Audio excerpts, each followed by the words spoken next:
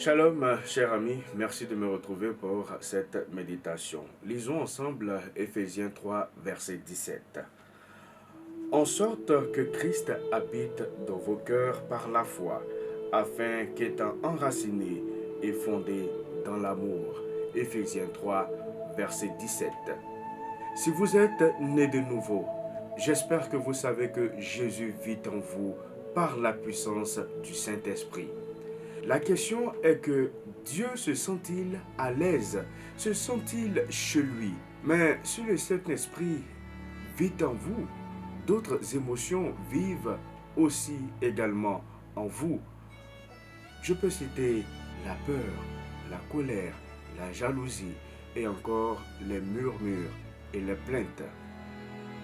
Un jour, Dieu m'a montré ce qu'était pour lui de vivre dans un cœur où résident les murmures, c'est-à-dire les plaintes et la discorde.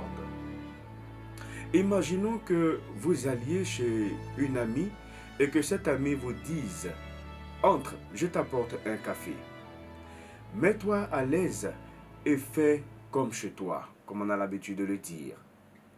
Puis, ton ami se met à se disputer avec son mari. Tous les deux s'emportent et continuent à crier devant vous. Seriez-vous à l'aise en présence d'un tel conflit? Si nous voulons être une demeure confortable pour l'Esprit du Seigneur, nous devons renoncer aux choses qui nous font oublier sa présence et qui l'offensent.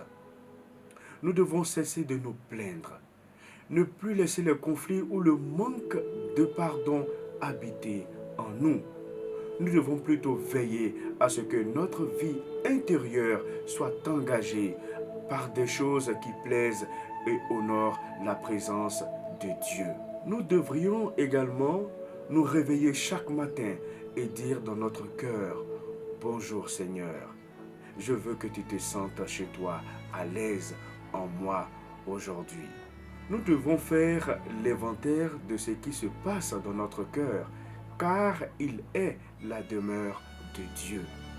Lorsque nous examinons notre vie intérieure, nous observons une terre sainte que Dieu a choisie pour en faire sa demeure. Assurons-nous qu'il soit confortable. Alors, avant de nous quitter, la parole que j'aimerais que tu retiennes en ce jour est que tu dois t'assurer d'être une demeure confortable pour l'Esprit du Seigneur. Que Dieu bénisse ta journée.